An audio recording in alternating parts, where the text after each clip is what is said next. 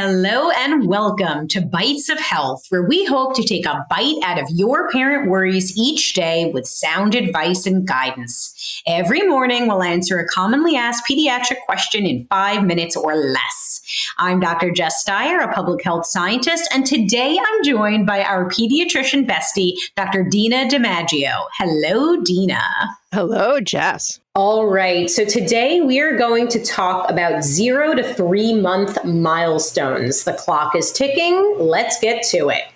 All right, so during the first 3 months of life, we know that infants go through significant emotional and social development in this whole new world for them. So, Dina, what are some of the key milestones that we can expect in terms of physical growth and motor skills? Great question. So during the first 3 months, infants start gaining control over their head movements. So initially the neck muscles are weak, but as the months progress, they become stronger. So by the end of the third month, most infants can hold their head up for short periods when placed on their tummy or held upright. Infants begin to develop their motor skills and make purposeful arm and leg movements. They might start to bat at objects, swipe at dangling toys, and kick their legs. These movements help them explore their environment and start developing coordination. Additionally, they start to bring their hands to their mouth. So when they start doing this, parents often think they're teething, but it's usually just that they discover that they actually have hands. So this stage is a great time to bring out those exercise mats or the dangling toys so your little one can learn to bat at them.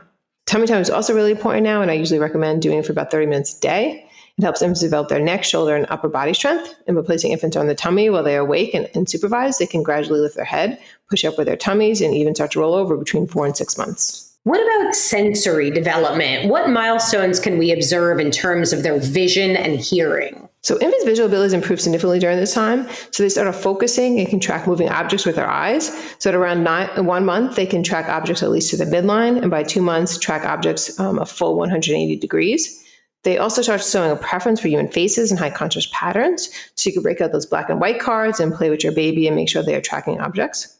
You also see them staring at lights and ceiling fans at this age. In terms of hearing, infants become more responsive to sounds and can turn their heads towards the source of a sound.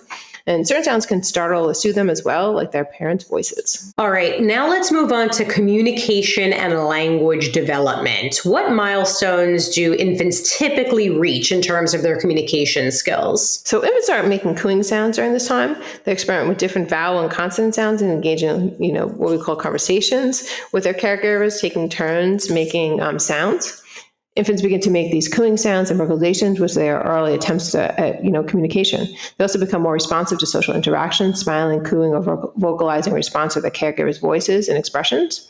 And around 6 to 8 weeks, infants start to smile, like a real smile, like a real social smile, not just one of those like gas or sleeping smiles.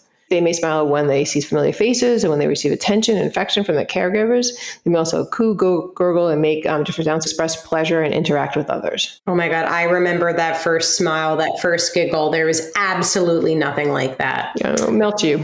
Yes. All right. So thank you, Dina, for sharing your expertise on these key milestones during those first 3 months of an infant's life. Is there anything else that you'd like to add? So I would just like to emphasize that while these milestones are generally observed during this period, each infant develops at their own pace. So it's important for parents and caregivers to provide a nurturing and stimulating environment to support their child's development always. And if there are any concerns about a child's development, it's always a good idea to reach out to your pediatrician for any guidance. All right. Well, I learned something. We hope you learned something, and we have lots more to share. You can get your Bite of Health every day, Monday through Friday. If you like what you've heard here, let us know. Leave us a review on Apple and be sure to tell your friends. Remember, there is no single or best way to parent. Parenting is a journey, and we are all just doing our very best. We wish you happy, healthy, and stress-free parenting.